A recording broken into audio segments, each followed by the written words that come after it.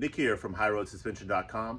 Welcome to our YouTube channel where we teach you how to install just about anything in your driveway. We installed front and rear off-road style bumpers on our 2021 Tundra. The front is shown here, of course, and this, of course, is the rear bumper. These bumpers were provided to us from Nick from Instagram page Pre-Runner Bumpers. He was able to turn them out in just under 2 weeks, which is extremely impressive. In this video, we're not only going to cover how to install the bumpers front and rear, but we're also going to cover cutting the rear fenders with this dovetail cut. We're going to start off with the front bumper. Normally there'd be a skid plate here, but I already removed it the last time I was under here, anticipating that I'd be putting a bumper on with two skid plates. Your first step would be to remove this skid plate if it were still here. I also removed the inner plastic fender liner because it was rubbing my tires. So if you have that on your vehicle still, that needs to be removed as well.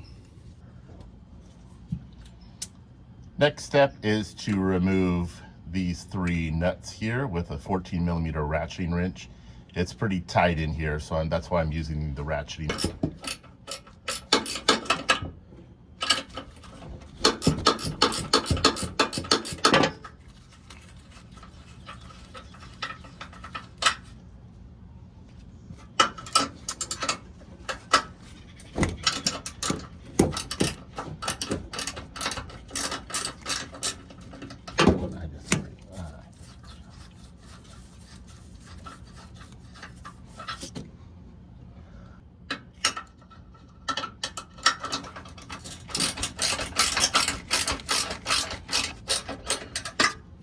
And we're going to leave that last bolt on with a little bit of thread left in case the bumper begins to fall off. It'll hold it there and prevent it from falling.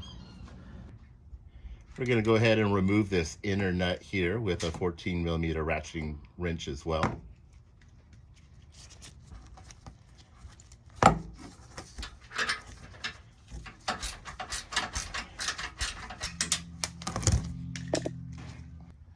Now we're going to remove the two bolts holding the tow hook on with a 17mm socket.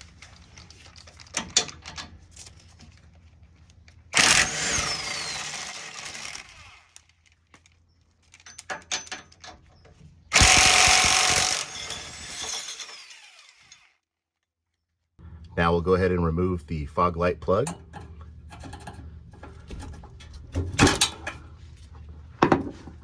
Just pinch up and pull.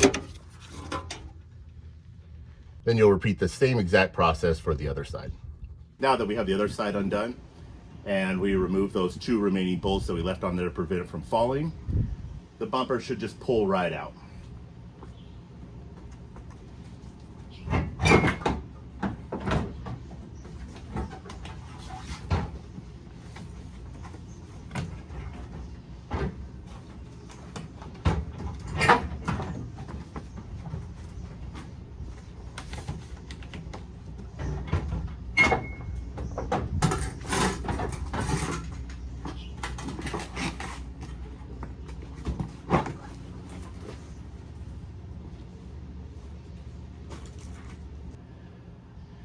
There it is with the bumper removed. Now it's time to put our new one on. All right, now we have the new bumper on. We just attached the three nuts here and the one nut on the inside on each side. Now we'll move down below and attach the bottom bracket to the truck. For the bottom bracket, it connects to the lower OEM cross member. Nick did a great job making this bumper. The holes lined up perfectly. You can see here that I already have one installed on this side. We're going to do the same for this other hole here. Just slide the bolt right up in there. He supplied a larger washer for the top. Put the larger washer on. Put the nut on.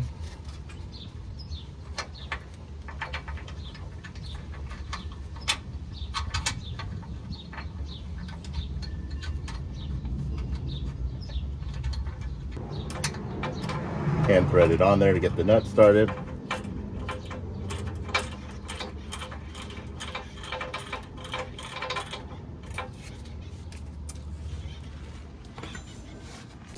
We'll use a 19mm wrench on the nut There's not much room in there, so you're gonna have to use the opened end of the wrench. And we'll use the 19mm socket to tighten the bolt.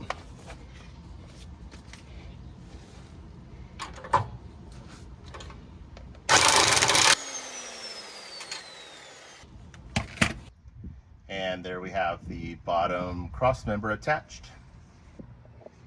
Kind of hard to capture in video, but Nick also included the third skid plate for the bottom for even extra undercarriage protection. Again, everything lined up perfectly, bolted perfectly. He supplied enough bolts, the correct bolts. Again, a very flawless install, very easy install to do in your driveway. All right, here's the finished product. Very happy with it. It was a great fit. Didn't have to drill any holes, didn't have to bang it with a hammer, didn't have to grind it, didn't have to bend it. Every hole lined up just perfectly without any finagling. I'm very happy with the end result and the quick turnaround time from Nick. For the rear bumper, we're going to disconnect the electrical connections first. There's going to be 3 of them on this one. This vehicle does not have rear parking sensors, so obviously there would be more if that were the case.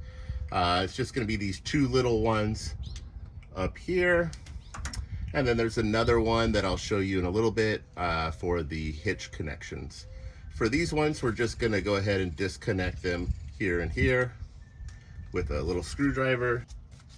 Push the tab in and pull. This one right out the side, pull. Those 2 are disconnected. Okay, on this side we have the trailer light connection here. It's actually easier to push these silver tabs. There's one on the top and the bottom, and push it through towards the back of the vehicle and remove the plug that way.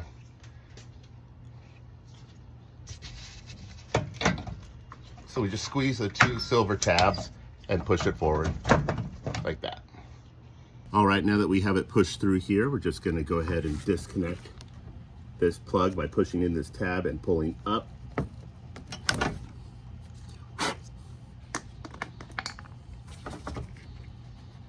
This one had a grommet in here. We want to make sure we get that put back in there when we put it on. The rear bumper is attached to the hitch on this vehicle. So ultimately we're just removing the hitch to remove the rear bumper. There's 2 19mm bolts here on each side that need to be removed. And there's 2 more 19mm bolts towards the back, shown here, that need to be removed.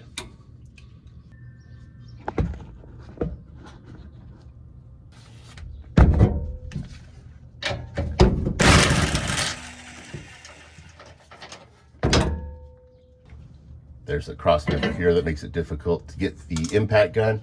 So I'm going to hit it with a socket and wrench.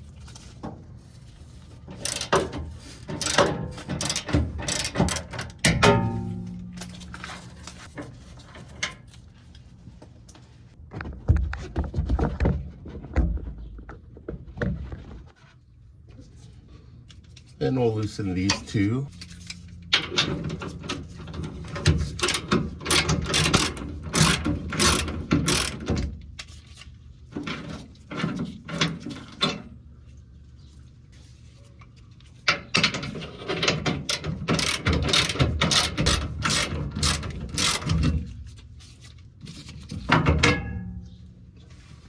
All right, I have the bumper supported with a floor jack and a wheel chock to prevent the jack from going downhill.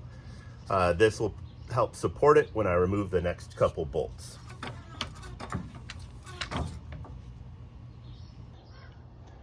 All right, now the bumper's being held on by 4 bolts. There are 2 bolts on this side, 2 on the other side, and they will be removed with a 17mm socket. Once you undo these 4 bolts, the whole bumper will be loose.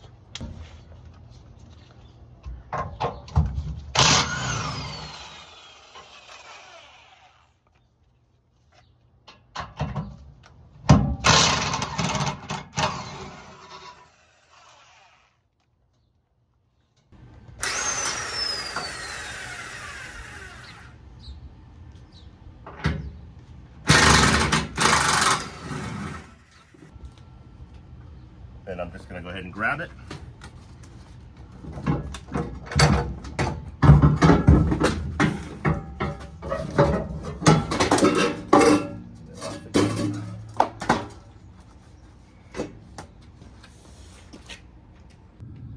All right, we have our bumper on there. We're going to have to lift it up quite a bit to get it up the height.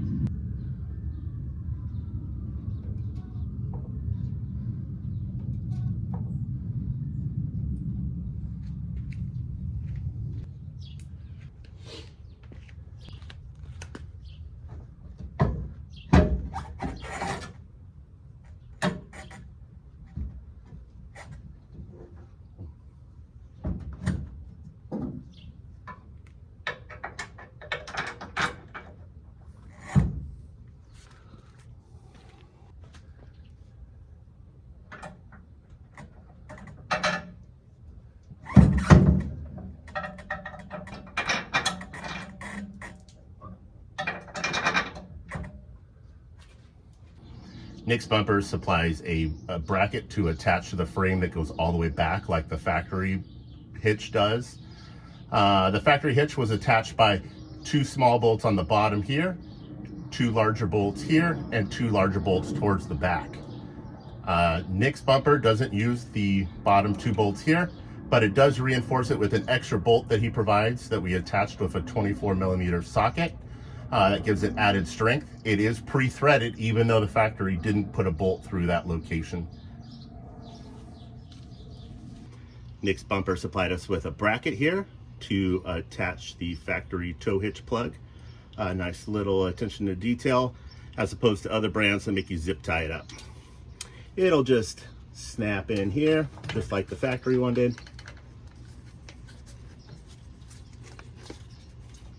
Then you want to fix your plug. I made sure that the purple grommet was back in there that fell off when we originally took it off. And it'll just snap right on like the factory one did. There we are. I just reconnected the plugs that we first undid, then zip tied the excess wire up here, and it connected the license plate lights to the existing OEM license plate light wires. Nick was nice enough to supply some license plate lights in each corner. They each have a red and a black. The red wire is connected to the turquoise green wire, and the black wires from the lights that Nick supplied connect to the black and white OEM wires. Okay, here's the finished product. Nick supplied a cool little hidden hitch flip up license plate feature and supplied the bolts for that. Gives you access to the hitch, and you can flip it back down when not in use. Overall, great fit and finish. Didn't have to modify it or grind anything. All the holes lined up perfectly. Very easy install. Okay, now we're going to go ahead and cut the fenders to better flow with the rear bumpers here and remove this access trim that we have here. I used a series of tape to do straight edge. You can see here that my ideas changed and evolved as I had the different tape, and then this part was freehand here. Some things you want to be aware of when you're making these cuts is that there is a shock absorber back here for the bed. You want to make sure you don't cut into that or cut above it so it's exposed.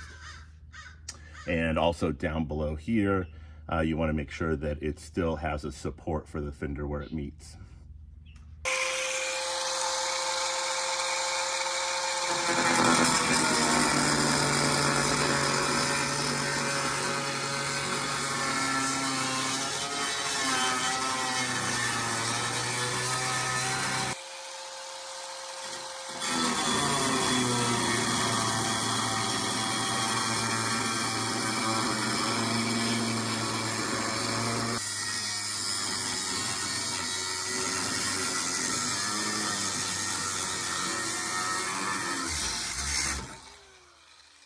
You want to make sure that you do kind of shallow passes. You don't want it to warp or heat up or have the blade stuck in there.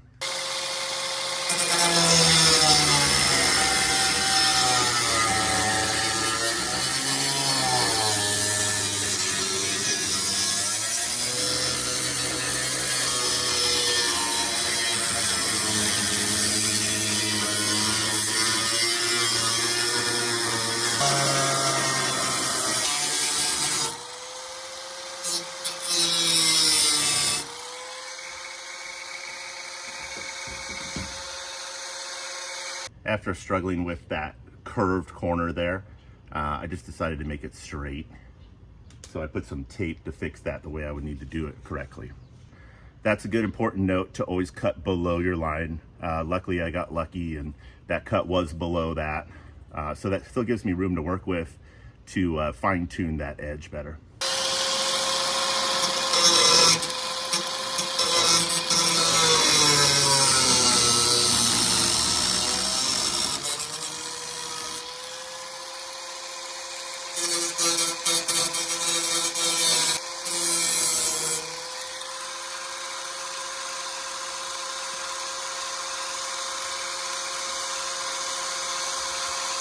I'm much happier with that cut. So the next step will be to smooth out these edges, and we're going to use a flap disc for that.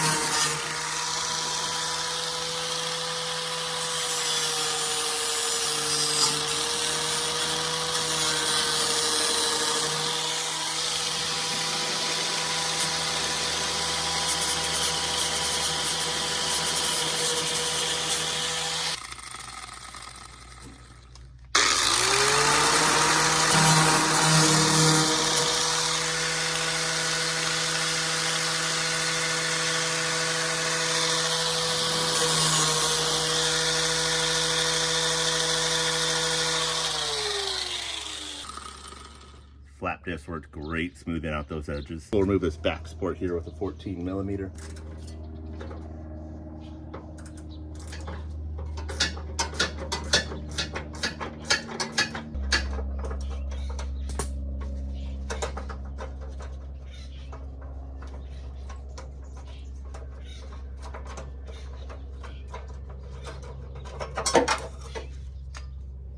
Some of you, if you mess up your cuts, it's better to hide it with trim lock, weather stripping. I personally think it looks more clean if you don't use that. But again, if you made some pretty wonky cuts, it's a good way to cover it up. All right, we're using the factory paint to touch up the edges here.